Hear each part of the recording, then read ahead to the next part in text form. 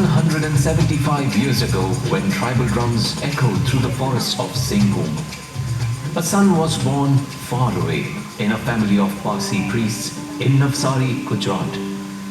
The child was Jamshedji Nasarwanji Tata, destined to be among the architects of modern India.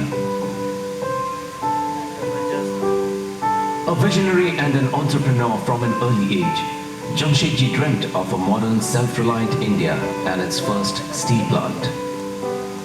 He pursued unknown paths, planning economic progress with the blueprint of three great nation-building projects: production of steel, power, and creation of a scientific mindset. Jamshedji was determined to use the best expertise for his proposed steel plant.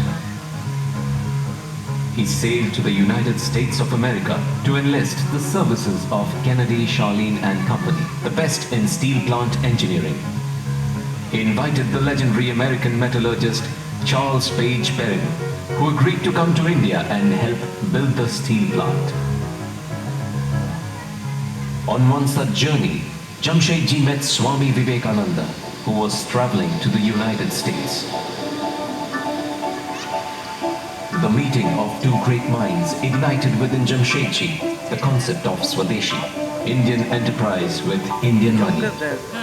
He believed that in a free enterprise, the community is not just another stakeholder in business, but is, in fact, the very purpose of its existence. Jamshedji also envisioned India's first modern industrial city, Jamshedpur. And in a letter written to his son in 1902, he penned his thoughts. Be sure to lay wide streets planted with shady trees. Be sure there is plenty of space for lawns and gardens.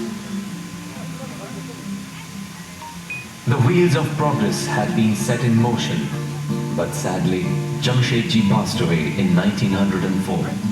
After his demise, Jamshedji's successors began to shape his dream, and India's first great industrial adventure began. Erecting a plant in the wilderness proved to be a mammoth task. Inhabitants came over dirt tracks, carrying building material on bullock carts. And the settlement grew with amazing rapidity. When the Tatars issued shares in 1907, investors spurred by the dream of Swadeshi flocked the Tata offices, and the issue was oversubscribed within days.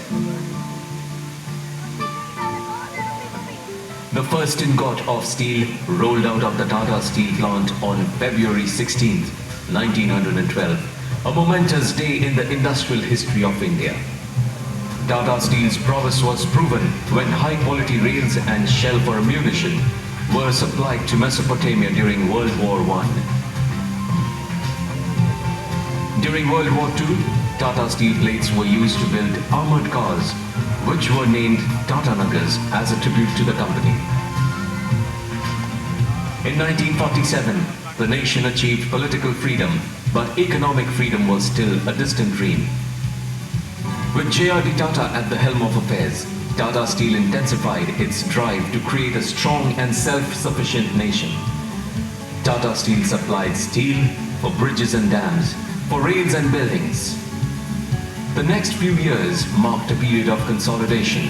Capacity doubled to 2 million tons, and the company began to prepare for future challenges. A four-phase modernization program was implemented in the 80s and 90s.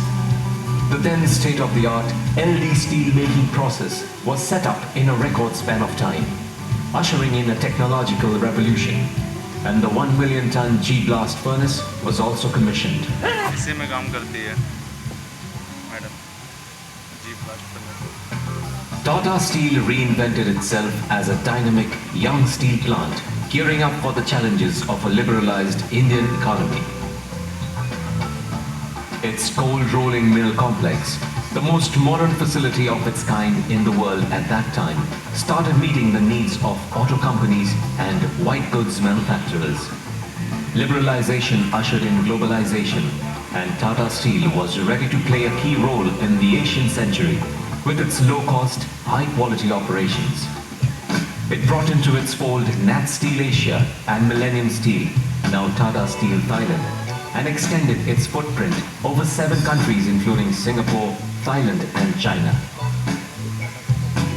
The years of toil and focused investments in people, plant and processes has made Tata Steel the lowest cost steel producer in the world, and it was recognized as world's best steel maker by World Steel Dynamics twice in a row. Globalization unveiled the full prism of Tata Steel's dazzling vision. The vision included steel plants in Chhattisgarh, Odisha and Jharkhand, bringing prosperity to the tribals in these states. In its 100th year, Tata Steel also spread its wings to the west by including in its network the Anglo-Dutch steel producer Corus, which made it the 6th largest steel producer in the world. Tata Steel's journey into excellence continues, past the dazzling 100 years mark. The vision of the founder has indeed created an ideal corporate that sees the creation of wealth as a means to the well-being of society. A model in sustainability, the company continues to contribute to the socio-economic development of India. Tata Steel Rural Development Society, Tribal Culture Society and Tata Steel Family Initiative Foundations reach out to more than 700 villages, empowering, training and educating millions. The company also continues to invest strongly in sports development through the Tata Football Academy, Tata Archery Academy, Tata Athletics Academy. Jamshedpur, India's first planned industrial city with acres of lush green parks and gardens, wide roads and pure drinking water, is managed by Jusco, its subsidiary company, and has the country's only ISO 14001 certified civic management system.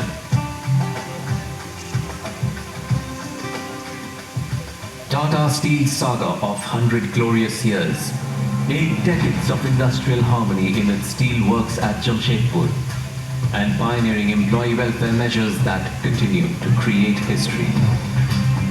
The 100-year journey of Tata Steel is also the journey of a nation that embarked on a road to economic independence and has now become a global economic superpower.